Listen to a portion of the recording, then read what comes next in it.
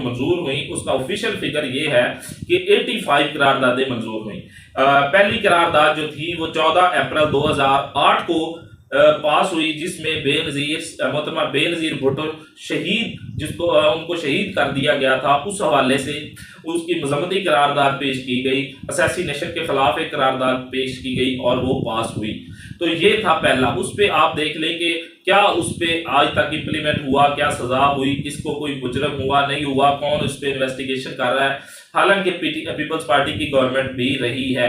तो ये पहली करारदाद थी। आखिरी करारदाद जो 85 नंबर की थी वो 14 मार्च 2013 को पास हुई, जिसमें अफजल गुरु जो कश्मीर का एक जिसको हम कहते हैं हुर्रियत रहनुमा था, उनको फांसी पे जो चढ़ाया गया, तो उसके खिलाफ उस पे मजम्मती करारदाद जो आखिरी करारदाद पीपल्स पार्टी के गवर्नमेंट में थी वो 85 नंबर इस हवाले से पास की गई थी।